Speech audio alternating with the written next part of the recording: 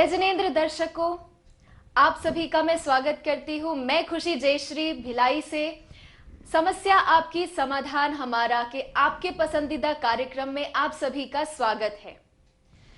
अज्ञानतिमिरान्धस्य ज्ञानाञ्जनशलाकया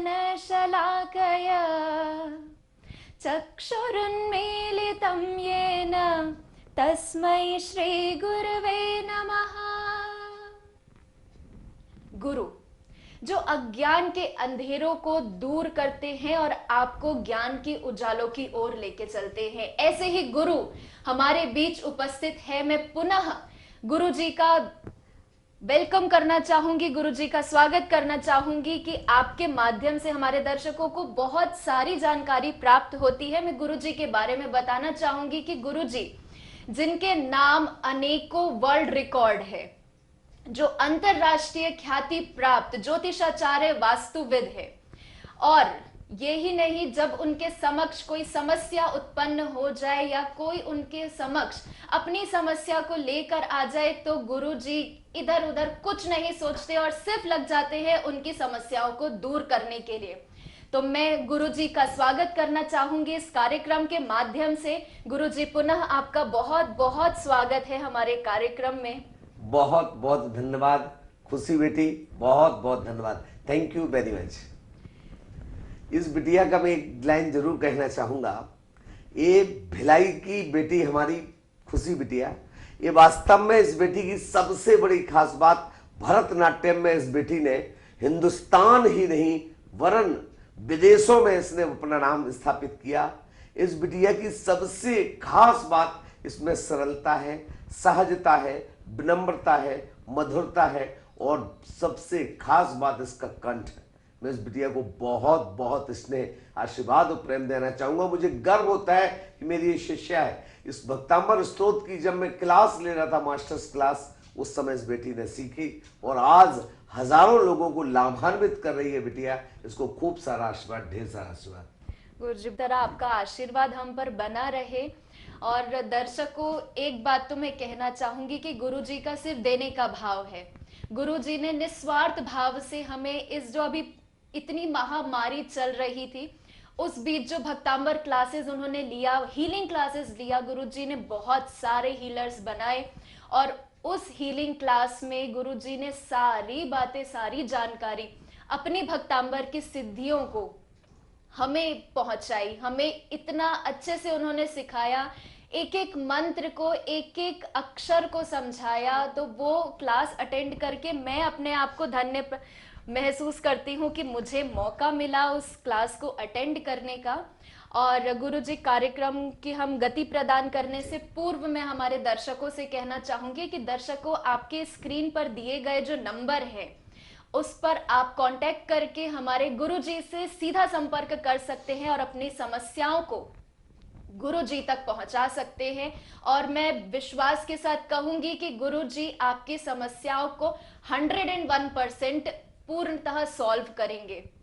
तो गुरुजी, हम बचपन से एक बात कहूंगी कि बचपन में हमेशा माता जी और दादी, दादा, पापा वगैरह हमको भक्तांबर सिखाया करते थे और वो भक्तांबर हमेशा हमें संस्कृत में हमने सुना है।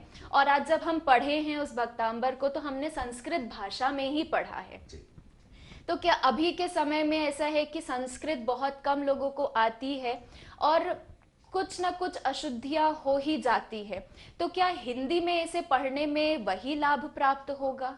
मैं आपसे कह दूं, संस्कृत में ही क्यों, अंग्रेजी में आ चुका है। अरे बाप रे!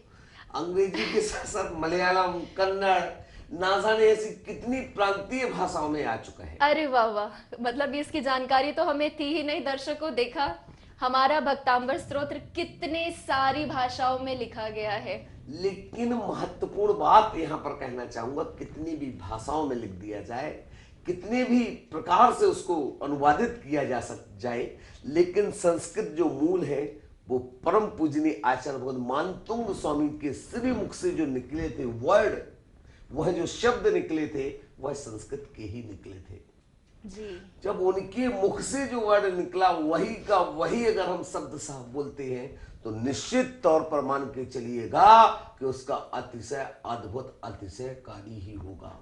पहला करण। दूसरा एक बसंत तली का छंद में लिखा गया है। अच्छा, इसमें 14 अक्षर 16 मात्राएं जो है वो बिल्कुल फिक्स है।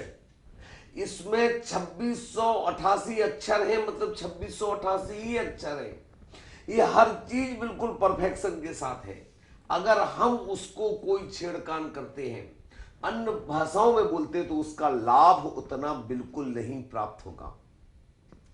आपको अगर 100% लाभ चाहिए तो आपको इसको संस्कृत में ही पढ़ें, इसका प्रैक्टिस करें, इसके लिए आप करें। हमारी बिटिया का भी भक्तांबर यूट्यूब पर है, खुशी बेटी का, और भी लोगों की वहां पर, लता मंगेशकर जी है, अनुराधा पौडवाल जी है, कई लोगों की वहां पर भक्तांबर के स्तोत्र वहां पर मिलेंगे आपको।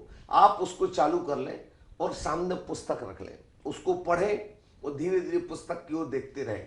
धीरे धीरे धीरे धीरे प्रैक्टिस हो जाएगी और बहुत जल्दी आप भी बिल्कुल शुद्ध नहीं विशुद्ध संस्कृत का उच्चारण करने लगेंगे। और फिर जो आनंद आएगा, जो अनुभूति होगी, जो चमत्कार होगा, जो अतिशय होगा, वह दर्शनीय होगा, दर्शनीय होगा। संस्कृत भाषा में ही भक्तांबर अगर लाभ लेना है तो भक्तांबर स्तोत्र का वाचन हम संस्कृत भाषा में ही करें। गुरुजी, संस्कृत भाषा में काव्य वाचन तो अभी हमने उसके बारे में जाना।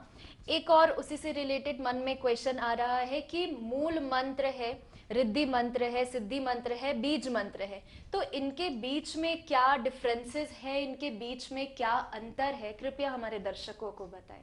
एक ही काव्य में अनेक कई प्रकार के लाभ उत्पन्न होते हैं।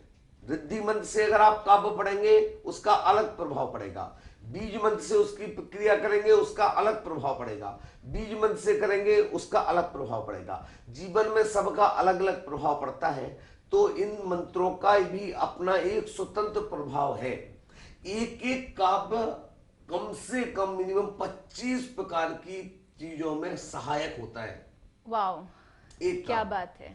अब आप उसको मल्टीप्लाई कर लीजिए, एक काव्य को 48 से मल्टीप्लाई कर लीजिए तो अंदाज लगाए 500 से अधिक चीजों में लाभदायक है। क्या बात है। तो क्या वो बात है। अलग अलग रिद्धि मंत्र से करेंगे तो, सिद्धि मंत्र से करेंगे तो, बीज मंत्र से करेंगे तो, मूल मंत्र से करेंगे तो, उसका प्रभाव उसके अनुसार चेंज होता है। दर्शकों, आपके जो क्वेश्चंस हम तक पहुंचते हैं वो हम पूरी कोशिश करते हैं कि हम हमारे गुरुजी के समक्ष रख सकें। और अगर आप किसी भी तरह चूक जाते हैं या आपका प्रश्न हम तक नहीं पहुंच पाता है तो आप गुरुजी से सीधा संपर्क कर सकते हैं। गुरुजी, हमारे पास ईमेल और व्हाट्सएप के माध्यम से कुछ प्रश्न आए हुए हैं, मैं वो रखना चाहूंगी। जी। ऋचा जैन है हैदराबाद से, क्लास 8th की बच्ची है। उनकी माता जी ने ये क्वेश्चन उनसे पूछा है, हमसे ये प्रश्न रखा है कि वो निरंतर ये कार्यक्रम देख रही हैं और वो बच्ची पढ़ाई में तो बहुत अच्छी है, परंतु उसकी एकाग्रता बढ़ाने और एग्जाम में अच्छे नंबर लाने के लिए वो क्या प्रक्रिया करें। भक्तांबर जी एक अद्भुत शक्ति है। भक्तांबर जी एक शक्ति का भंडार है। भक्तांबर जी शक्ति पिंड है और इसमें बुद्धि के लिए, एकाग्रता के लिए, बुद्धि विकास के लिए, पढ़ाई में सहायक के लिए, ब्रेन को डेवलप करने के लिए अगर सबसे महत्वपूर्ण कोई काव्य है वो है काव्य नंबर 6। काव्य नंबर 6 जो है अल्पस्वतम वाला, मैं उसको पढ़ता, मैं क्या बिटिया से ही पढ़वाता हूँ इसकी आवाज से। तो वो काव्य, आप उस काव्य के लिए अनवरत रूप से उसकी साधना करना, लेकिन पहले काव्य को सुने, फिर उसकी विधि में आपको बताता हूँ। त्वद्भक्तिरेव मुखरी कुरुते बलान्मां, यत्कोकिलः किल मधौ मधुरं विरोति, तच्चामृचारु कलिका निकरैकहेतुः। बहुत सुंदर। काव्य नंबर 6, इसका रिद्धि मंत्र ओम ह्रीम अर्हम नमो कोट बुद्धिणम झ्रोम झ्रोम नमः स्वाहा। बाजार में मालकांगनी आती है। मालकांगनी 2 प्रकार की होती है, कॉइल सीट होता है जिसमें से तेल निकलता है, मसूर के दाने की जैसी होती है। जी जी। दूसरा बिल्कुल खसखस, जो आपने देखी होगी। हाँ जी, हाँ जी, छोटी छोटी बारीक सी छोटी सी व्हाइट कलर की। हाँ जी, हाँ जी। बिल्कुल सफेद खसखस के दाने के बराबर की जो होती है उसको कहते हैं मालकांगनी, दूसरी होती है। तो उस मालकांगनी को आपको करना क्या है, बाजार से लाना है सफेद मालकांगनी को, उसको साफ स्वच्छ बढ़िया कर लें, उसके ऊपर बिल्कुल पॉलीथीन की जैसा पतला छिलका होता है उसको उतार लें, सफेद कपड़े में रख के उसको इस प्रकार से रगड़ लें, वह ठीक हो जाएगा। उसको फटक लें, उसको रख लें किसी चांदी के पात्र में या तांबे के पात्र में, आप उसको रख लें। उसके बाद आपको शुद्ध घी का दिया जलाएं, अखंड ज्योत स्थापित करें, काव्य नंबर 6 को आप पढ़ें और साथ ही साथ वहां पर मालकांगनी का तेल भी रख लें, बादाम का तेल रख लें और दूसरा काम करें, देसी गुड़ रख लें।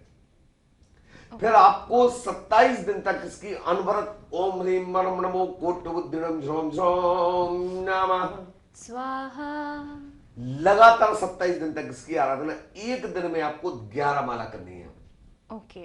और लगातार 27 दिन तक इसकी अनवरत रूप से आपको जाप करनी है। 27 दिन तक अनवरत जाप करने के बाद महत्वपूर्ण बिंदु यहां से शुरू होती है। 27 दिन तक अनवरत जाप करने के बाद आपको जो मालकांगनी था, उस मालकांगनी को आपको देसी गुड़ जो आपने मंत्रित किया था उसको उसमें मिला दें गरम करके, छोटी छोटी चने के दाने के बराबर की गोलियां बना लें। वो बच्चों को खाली पेट सुबह दूध के साथ दें। ओके जी जी। दूसरी बात, बच्चों को ही लिए नहीं, बड़ों के लिए भी इसका उपयोगी है। तीसरा सबसे बिंदु, मुख्य बिंदु जो आता है, ध्यान रखना बेटा खुशी, वो आता है मालकांगनी का तेल और दूसरा आपने कहा था बादाम का तेल। जी जी जी। तो मालकांगनी का तेल और बादाम के तेल को बराबर मात्रा में मिक्स कर लें। ओके, एक ही कटोरी में बराबर मात्रा में मिक्स कर लें। जी बिल्कुल। और उसको आपका ये जो ग्रीवा है जहां चोटी करते हैं आप, वहां पर इसको लगाएं। अच्छा। अनवरत रूप से रोज दिन में 3 बार। ओके। और दूसरा काम आपको करना क्या है कि दूध पीता है बच्चा तो 1 बूंद 2 बूंद दूध में वह मालकांगनी का तेल भी डाल दे और बादाम का तेल। ओके।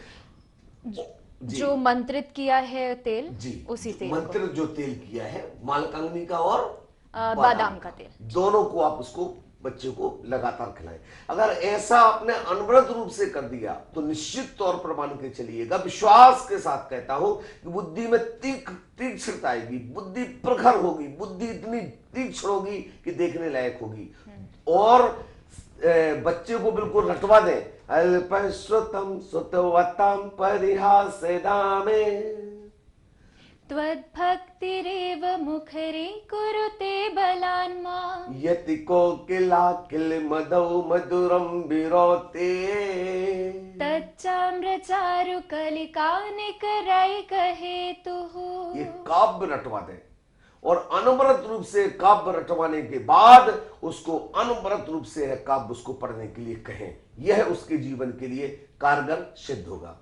ठीक है, चलिए। चल रहा है और वैसे ही टेंशन बहुत होती है माता पिता को कि हमारा बच्चा किस प्रकार से याद रख सकेगा उनके क्वेश्चंस को। और जब हम भी छोटे थे तब ऐसा ही था ना कि क्वेश्चन पेपर जहां देखा उत्तर पुस्तिका में सारे आंसर्स हम भूल जाते थे। तो ये काव्य हमारे लिए बहुत ही लाभदायी रहेगा। गुरुजी, एक छोटा सा दूसरा प्रश्न आया है हमारे पास। कैलकाटा से 5वीं कक्षा की दिव्यांशी बोस है, उनकी माता जी ने ये क्वेश्चन पूछा है कि अभी कोरोना के कारण अभी जो लॉकडाउन लगे हुए हैं उनमें वो ऑनलाइन क्लासेस ले रहे हैं, तो उन ऑनलाइन क्लासेस के माध्यम से जो उनकी आंखों में काफी ज्यादा फर्क पड़ रहा है, वो बच्ची को डॉक्टर ने बोला है कि आपको चश्मा भी लग सकता है। अच्छा।